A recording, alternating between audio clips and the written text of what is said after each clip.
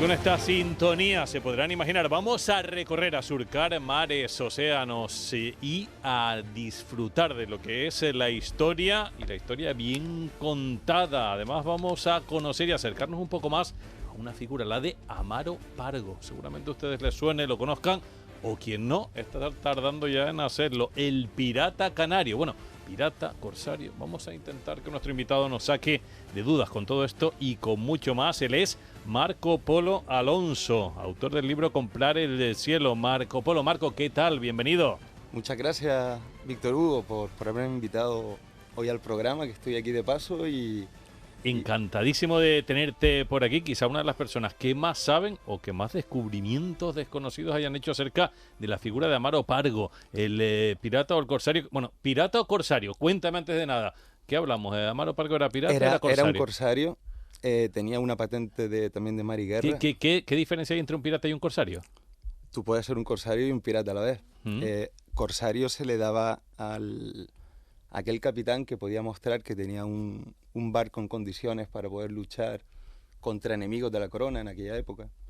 Y bueno, teníamos unas situaciones en las que a veces el reino no tenía capacidad bélica ni financiación para poder hacer barcos nuevos de la armada, y buscaban a aquellos comerciantes que tenían un barco para sus negocios privados, y si ellos eran capaces de armarlo con cañones y tal, tenías que pedir una licencia, y con esa licencia tú podías atacar barcos enemigos que estuvieran en las aguas españolas, en cualquier sitio del planeta. Si estamos en guerra con Inglaterra, pues tú como corsario podías atacar a un barco inglés y el botín pues te lo llevabas. Lo que pasa es que el barco lo tenías que llevar a puerto, tenías que pagar un impuesto posiblemente de 1/5 a la corona, y el resto te lo quedabas.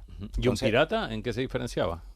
Un pirata atacaba también a los de tu propio país. A quien le daba la gana. Y el botín no tenía que pagar ningún dinero a nadie. Bueno, entonces es mejor ser pirata. Es que... bueno... Tendría sus ventajitas también, digo yo, el ser corsario. Corsario, podías tener la posibilidad de recuperar, de quedarte con los barcos, de ser un barco con derecho a quedártelo. Y claro, si tú no tuvieras la patente de corso, tú no podías estar atacando a barcos y justificando. La patente de corso es un documento que otorgaba en este caso la corona española, y que decía tú puedes atacar barcos de flotas enemigas y quedarte con una parte del botín y con el barco y demás, ¿verdad? Sí. Esa es la patente de corso, y eso es lo que tú has encontrado, la patente de corso del pirata corsario Amaro Pargo, ¿es verdad? He encontrado una copia del original. Es decir, aquí hubo un juicio en Santa Cruz de Tenerife y los documentos estaban en el Archivo Militar de Segovia, porque hubo un juicio muy importante, que de hecho trata el libro Comprar el cielo. Y bueno, tenían los documentos desde hace ya un par de años. Lo que pasa es que cuando tienes manuscritos tienes que transcribirlos, tienes que leerlos, tienes que entender la historia. Y nadie había dado con ese documento, con esa patente de corso. Nadie había dado hasta que tú lo encontraste. Nadie... Bueno, la patente de corso completa no, pero han habido estudios de la Universidad de La Laguna. Sí, ha habido estudios, pero tú encontraste ese documento que no se había encontrado, ¿no? Encontré la copia. Sí, claro, o sea, claro. Alguien, un escribano, en aquella época eran los escribanos que escribían, pues te cogieron el documento y se presentó en el juzgado, y la persona lo copió. Como una fotocopia de esa época. Eso es, lo copió. ¿Y el original? Ese sí se perdió. El original no? Tiene que estar en algún lado, pero también te puedo decir que Amaro Pargo, lo de la patente de corso, tampoco era algo que le quitaba el sueño.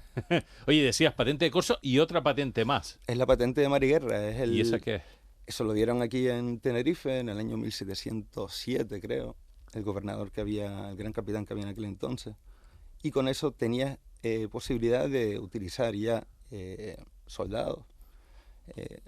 Podías atacar ya a defender las Islas Canarias. O sea, eso eran ya barcos que tenías una licencia incluso superior. ¿Sí? Porque tenías más campo de lucha. Podías defender las islas, podías atacar barcos que se acercaban, podías... ¿Cómo se llama en inglés? Porque en inglés... Master and Commander. Master and Commander, eso es conocidísimo. La leyenda del Master and Commander. Master and Commander, pues es lo mismo, el equivalente. Tenía Master and Commander que se le dio aquí en Tenerife. Y la patente de corso, pues la consiguió en Venezuela. Oye, ¿era bueno, malo, era sanguinario, era sangriento, era un asesino o era un bondadoso? Porque yo he leído una cosa y he leído la otra, así que no sé si tú me puedes sacar de dudas acerca de cómo era Amaro Pargo, si era una cosa o si era otra. Cuéntame, Marco. Yo cuando escuché la primera vez de Amaro Pargo, en un programa, un podcast que había eso de internet, de descargas y tal, escuché, no sabía quién era Amaro Pargo y empezó a escuchar una historia fantástica, ¿no? Como que cogía a los enemigos y en los barcos no dejaba a nadie vivo salvo a las mujeres y a los sacerdotes. Después que intentaba colgar a los piratas del Caribe en el Palo de la Mayor y vamos, tal. Otros dicen por ahí que por el norte de África atrapaba a berberiascos y los descuartizaba, o sea, los cortaba en cachitos. Otros decían que era muy bueno y que era muy religioso y que entonces, claro, había tanta información y había tanta leyenda urbana que empecé a leerme todos los libros que se habían publicado de Amaro. Y estuve durante 8 meses leyendo miles de documentos que ya se habían publicado con referencias, fuentes históricas, porque yo precisamente quería saber eso. Si era tan bueno, ¿Sí? porque claro, pues tiene aquí la iglesia de Santo Domingo, tiene su tumba, le hizo el sarcófago a la siervita. ¿A qué conclusión llegaste entonces? Estoy en ello. ¿Era bueno o malo? ¿Estás en ello todavía? Yo creo que era una persona muy inteligente, una persona audaz, y si no mataba a nadie, y si no pegaba un cañonazo a un barco para destrozarlo, si podía evitarlo, mejor. Sí. Pero claro, no hablamos del siglo XX, hablamos del siglo XVIII. Entonces, claro, la mentalidad, la manera de actuar, las costumbres y lo que se hacía en esa época no es lo de ahora. Así que hay que verlo con ojos de 1700. Y por otro lado tenía una tripulación, y esa tripulación tenían que estar preparados para el ataque, para abordar, para defenderse, y eran gente muy dura. Oye, hablaste de la siervita. ¿Tuvo rollo con la siervita o no? ¿O una amistad? Porque yo leí que tuvieron hasta una relación, que ella era bastante mayor que él. Sí, pero es que puedes leer un montón de cosas. Ahora por mismo, eso. Hoy en día lees de todo sobre Amaro Pargo. ¿Qué relación tuvo con la siervita? Era una figura espiritual para él que posiblemente pues le contara sus problemas, le ayudaba para guiarlo espiritualmente porque, vamos, seguro que era un pecador. De la pradera. De la pradera. Bueno, de los océanos. Y tenía 3 hermanas allí. Entonces, de ahí a que se diga que tuvo una relación amorosa, por ser amiga de ella, no. Lo que la siervita o el convento en su momento hacía mucho era financiar las compañías comerciales. Había una relación financiera entre el convento y las campañas que se hacían para comprar productos y mandarlos a Venezuela, a La Habana, y ellas prestaban dinero. Y después ellos tenían que devolver. Se avalaba, el padre le avaló a Amaro Pargo, creo que fueron 1.000 reales en su día. Oye, ¿cómo era Amaro Pargo? Porque creo que era un fisquito de chico. A ver, cuéntame. Era bajito. Sí. Era muy bajito y tal. Y era una persona que conoció mucho el mar, que conoció mucho las rutas del Caribe y que tenía que mantener una tripulación a raya, y tenía una familia que estaba ya aquí burguesada, que tenía sus viñedos, que tenían sus ganados, que tenían tal, pero él decidió dedicarse a la mar.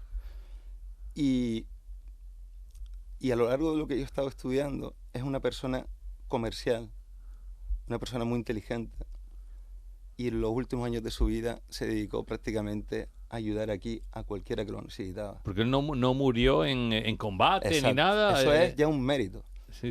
El haberse sido enfrentado a numerosos peligros, el haber podido navegar barcos que llegaron a romperse durante la travesía y llegó a tierra, el haber sido atacado y secuestrado por ingleses, y termina viniendo aquí tranquilamente con su fortuna bien escondida, que seguramente no declaró a la corona. Y murió de viejo. Murió de viejo. Oye, hablaste de su fortuna, se habla del tesoro de Amaro Pargo. ¿Existe un tesoro de Amaro Pargo enterrado en algún lugar? Porque creo que incluso donde él vivió se ha intentado expoliar, buscar por ahí, pero no se ha encontrado nada. ¿Hay un tesoro de Amaro Pargo? Ojalá que hubiera algo que nos pudiera llevar a aquella historia y ver qué joyas y qué piezas tenía de valor Amaro Pargo, pero se ha destrozado una casa en Machado pensando erróneamente que ahí vivió Amaro Pargo. Allí no vivió Amaro Pargo. La compró 3 años antes de fallecer.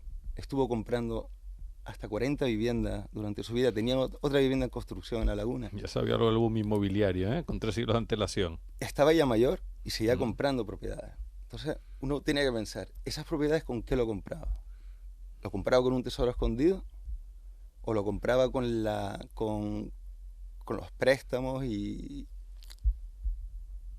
operaciones comerciales que él seguía haciendo desde Tenerife? Oye, de todas las hazañas de Amaro Pargo, ¿con cuál te quedas de todas las infinidades de aventuras que vivió? Pues estuve investigando sobre un abordaje que hubo en el año 1722, creo. Yo con la fecha a veces me equivoco un año para arriba, otro para abajo. Y parece ser que él atacó un barco holandés en la desembocadura del río Esequibo, que está de moda ahora con el tema de Venezuela, que Venezuela quiere ocupar Esequibo. Esa era la Guayana holandesa. Y ahí Amaro Pargo hizo el abordaje de su vida, con un barco que ni siquiera era de él, se lo hizo el rey, y él emuló Nuestra Señora de Guadalupe, que es uno de los barcos más famosos de la Armada Española, encontró los planos en Campeche y consiguió financiación para hacerse el barco. Lo armó con 40 cañones, tenía capacidad para 60 y se fue a la desembocadura del río Esequibo buscando un barco determinado. En el pasado se había escrito el barco con un nombre que no era el correcto, y estuve buscando información sobre ese barco y no daba con él. Finalmente me fui a Simancas, a Valladolid, cogí la fuente de las fuentes. O sea, por ejemplo, la Universidad de aquí en La Laguna pues puede hablar del profesor Mofante, que está en Panamá, que escribió sobre el barco que había atacado a Amaro Pargo, pero el nombre estaba mal. Entonces yo fui a la fuente, que fue el historiador de Panamá, y finalmente encontré el nombre del barco. ¿Sí? Y cuando lo encontré, me fui a La Haya en busca del libro de bordo de ese barco, de lo que ocurrió aquel día. Nos queda un minutito. ¿Qué ocurrió? Los documentos los tengo de lo que ocurrió. ¿Qué ocurrió? Que hizo un asalto espectacular. ¿Sí? Y se quedó con todo. ¡Qué barbaridad! Y dejó el barco seguir. ¡Qué barbaridad! Amaro Pargo, mi madre. Sin pegar un tiro, sin matar a nadie. Sí, comprar el cielo es el libro, pero sigues trabajando más cosas, me imagino. Sí, hay que continuar la historia. ¿Sí? ¿Y vas a continuarla? Sí. ¿Para cuándo? Porque también estabas investigando no sé qué de Bolívar, por ahí, Es que Bolívar está en esta siguiente historia. Ah, ¿sí? El abuelo de él.